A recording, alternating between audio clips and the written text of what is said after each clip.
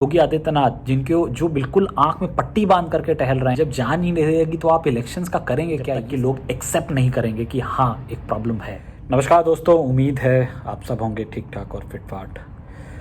बहुत सारी मौतें हो रही हैं दिन में। अब तो नंबर भी सही नहीं आ रहे हैं जो नंबर हमको बताए जाते हैं।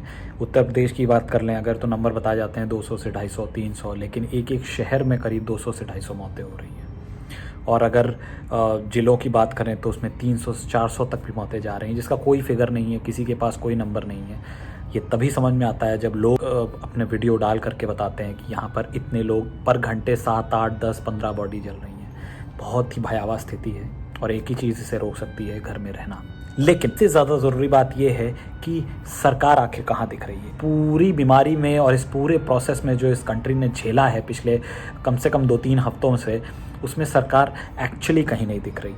उनकी जिम्मेदारी थी ऑक्सीजन, जिसकी वजह से ज़्यादा मौतें हुई हैं। इस समय लोग कह रहे हैं कि कोरोना की वजह से मौतें नहीं हो रही हैं, मौतें ज़्यादा हो रही हैं ऑक्सीजन की कमी की वजह से, वेंटिलेटर की कमी की वजह से और सही हेल्थ केयर इंफ्रास्ट्रक्चर की कमी की वजह से। क्योंकि लोग वहाँ इतना ओवरबर्डन हो गया है हमारा हेल्थ केयर इंफ्रास्ट्रक्चर की, अब चरमरा गया है पूरी तरीके से। और इसकी जिम्मेदारी पूरी तरीके से हमारी गवर्नमेंट पे तब भी थी और आज भी है। आज भी अगर वो कोशिश करते सही तरीके से कि ऑक्सीजन को राशन करें, ठीक से लोगों तक पहुँचे, मिले। लोग खड़े हैं लाइनों पे, कालाबाजारी हो रही है, सब कुछ छोड़ दिया गया है ग्राउंड स्टाफ लेवल पर।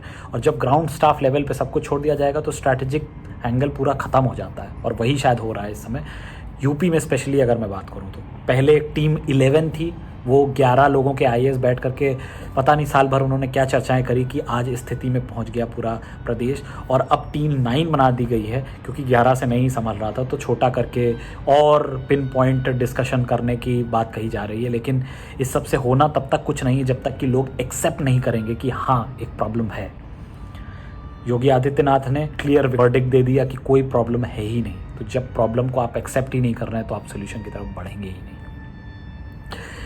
इसे ऐसा ही एक दिल दहला देने वाला वीडियो सामने आया जिसमें कि एक महिला ने लखनऊ में खड़े होकर के चिल्ला करके चैलेंज किया योगी आदित्यनाथ को कि वो आकर के देखें प्रॉब्लम है और इग्नोरेंट बन के ना रहें। यहाँ पे आज सुबह से 2 बार ऑक्सीजन पूरा खत्म हो चुका है। ऊपर लोग हैं जिनका ऑक्सीजन सिंगल डिजिट में, मेरे पापा का ऑक्सीजन 6 पे था। यहाँ पे वो हैंड वाले पंप यूज कर रहे हैं एक दिन का 40,000 लेकर। तो प्लीज टेल पीपल कि जो योगी आदित्यनाथ जो इन लोगों ने बोला था ना कि जो बोल रहा है कि ऑक्सीजन कम है उन लोग के खिलाफ कार्रवाई होगी, मैं यहाँ खड़ी हूँ, करके दिखाओ। मेरे पापा ऊपर हैं, तुम अपने घर में आराम से बैठे हो, आगे दिखाओ। अभी हिम्मत हो यहाँ पे अपना मुंह लेके आओ।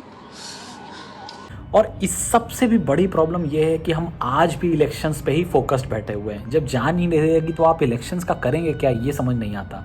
कल चुनाव के रिजल्ट्स आने हैं, बहुत सारे जगह चुनाव हुए, उसमें से यूपी के पंचायत के भी चुनाव हुए। इन पंचायत को कंडक्ट कराने की जिम्मेदारी होती है लोअर लेवल के जो सरकारी महकमे के लोग होते हैं, चाहे वो बेसिक शिक्षा अधिकारी हो गए, बेसिक शिक्षा के लोग हो गए, जो मास्टर, टीचर, बैंक। ये पिछली दिनों आई रिपोर्ट से पता चलता है कि करीब 700 भी ज़्यादा लोगों की मौत हुई है सिर्फ इस वजह से कि वो कोरोना पॉजिटिव हुए। और वो इस वजह से शायद हुए कहीं ना कहीं कि वो इन पंचायती इलेक्शंस को कंडक्ट करा रहे थे। सोचिए कितना दिल दहला देने वाला है कि ये सरकार मौत के मुंह में झोंक रही है लोगों को सिर्फ इसलिए कि इलेक्शन कंडक्ट हो जाए। इस देश में संविधान में भी ये इमरजेंसी क्लॉज दिया गया है जहाँ पे कहा जाता है कि अगर इमरजेंसी है, जनरल इलेक्शंस होते हैं वो भी टाले जा सकते हैं। ऐसी सिचुएशंस भी हमारे संविधान में दी गई। तो फिर एक पंचायत इलेक्शन के लिए हमने इतना कौन सा बर्डन लेना है जिसमें कि हमने लोगों की जान को जोखिम में डाल रखा है। ये बिल्कुल नासमझी सी बड़ी चीज़ है। और उसके ऊपर फिर जब इलाहाबाद हाईकोर्ट में लोगों ने पिटीशन दायर करी कि इसकी कम से कम काउंटिंग ना की जाए। क्यों? क्योंकि इतने बड़े प्रदेश में इतनी सारी सीटों पे इलेक्शन हुए, उनकी जब काउंटिंग होगी तो बतेरों लोग साथ में आएंगे और उसके बाद फिर इन्फेक्शन के खतरे बढ़ेंगे। तो इलाहाबाद हाईकोर्ट ने जब इस पर स्टे लगाया तो सुप्रीम कोर्ट ने कहा नहीं, आप इलेक्शन की काउंटिंग कर सकते हैं, लेकिन ये नॉर्म वो नॉर्म ये सब आप बेसिक समझ लगाइए। कुछ भी काम करने लोग उतरेंगे तो आपस में इंटरेक्शन करेंगे ही, और वही तो रिस्क है कोरोना का। और फिर ये लोग अपने घर जाएंगे, अपने गांव जाएंगे। बहुत सारे लोग अपने जो कैंडिडेट्स हैं उनके द्वारा नियुक्त करे गए लोग हैं वो सब भी वहीं काउंटिंग के एरिया में आकर के घेराव करेंगे, खड़े होंगे, देखेंगे हो रहा है, कैसे हो रहा है, क्या हो रहा है। इससे इन्फेक्शन नहीं फैलेगा। मतलब किस बेवकूफ़त भरी मानसिकता की तरफ हम लोग बढ़ रहे हैं, इसका कोई अंदाज़ा नहीं लगाया जा सकता। पिछले दिनों त्रिपुरा के अगरतला में एक डीएम शैलेश यादव जिनका नाम है, उन्होंने जब एक मैरिज में जाकर के लोगों को मारपीट करी, जिसमें कि उन्होंने एक दो पंडित जी को भी थप्पड़ लगा दिए, तो उस पर इतना बवाल पूरे देश में बच गया कि उनको सस्पेंड करना चाहिए। आज लोगों की जान पे पड़ी है। आपने एक थप्पड़, ठीक है वो गलत है, उसके लिए उनके ऊपर कार्रवाई होनी चाहिए, जो जस्टिफाइड कार्रवाई है, लेकिन क्या सस्पेंशन तक आपके सामने क्या मुद्दों की कमी है जो आप उनके सस्पेंशन की बात कर रहे हैं, जिसने कि कोरोना वायरस ना फैले इसके लिए एक मैरिज में हॉल में जाकर के ये सब कराया। इनसे बड़ा रेजिग्नेशन और सस्पेंशन तो हमें स्टेट सरकारों से मांगना चाहिए, जिन्होंने गैर जिम्मेदारी से ये सारी चीज़ें होने दी और आज भी आंख बंद करके होने दे रहे हैं। क्या किसी ने अभी तक मोदी रिज़ाइन करने के लिए किसी भी चैनल ने डिबेट कराई कि क्या मोदी को रिज़ाइन कर देना चाहिए?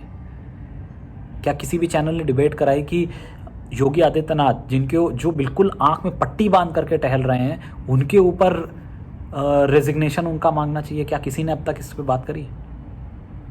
मतलब हमारा देश किस मनोस्थिति में जी रहा है, ये अपने आप में एक संकट का विषय हो गया है। और उसके बाद वो भी अगर कम नहीं था तो रोहित सरदाना की मृत्यु पर भी लोगों ने बहुत सारे अनर्गल चीज़ें करी। अब जो मर गया वो मर गया, उस पर हम क्या राजनीति कर रहे हैं बैठ करके, उस पर क्या किसी का। और इस पर मैंने एक इंटरेस्टिंग चीज़ नोट करी। ऑफ कोर्स सबको पता है रोहित सरदाना का जो इंक्लिनेशन था, जो कि आज तक के पत्रकार हैं जिनकी पिछले दिनों मृत्यु हुई कोविड से, उनका इंक्लिनेशन बीजेपी की तरफ था। तो इसका मतलब ये नहीं है कि ना कि बीजेपी वाले सिर्फ इसी बात पे ही अब चर्चा करने लगेंगे और बाकी सारा काम छोड़ करके बैठ जाएंगे। मैं आपको ट्वीट दिखाता हूँ। ये उन्नाव के एमएलए हैं, इन्होंने अब तक एक भी ऐसा ट्वीट नहीं किया जिसमें इन्होंने किसी की कोरोना वायरस में अगर दवा नहीं मिल रही हो या फिर ऑक्सीजन मिल रही हो तो उसकी मदद की हो। लेकिन 5 ट्वीट कर डाले सिर्फ इसलिए कि रोहित सरदाना के लिए ऐसा मत बोलो, वैसा मत बोलो, ये मत बोलो। लोगों की प्रायोरिटीज़ ही गलत जगह पे फिट हो गई हैं। और जब ऐसा होता है तो फिर वही होता है जो हो रहा है। हमने पहले भी अपनी प्रायोरिटी ठीक नहीं रखी। हमको राम मंदिर चाहिए था, हमने लिया। हमको मूर्तियाँ बनवानी थी, हमने वो बनवा ली। लेकिन हमने कभी कहा ही नहीं कि हमको ऑक्सीजन, हॉस्पिटल्स, शिक्षा के लिए अच्छे स्कूल, ये सब दीजिए। तो कोई क्यों करेगा? कोरोना वायरस हो सकता है अपनी पीक अगले 2 हफ्तों में पकड़े, किसी को नहीं पता है। ये महीना यानी मई का महीना बहुत क्रिटिकल रहने वाला है हम सभी के लिए। और उसके बाद जब ये सब थम जाएगा तो शायद हम सबको बैठ के मंथन करने की ज़रूरत है कि हम अपने लोगों से, अपनी सरकारों से आखिर क्या मांगे। अगर आपको ये वीडियो अच्छा लगा हो तो इसे लाइक करें, शेयर करें और चैनल को सब्सक्राइब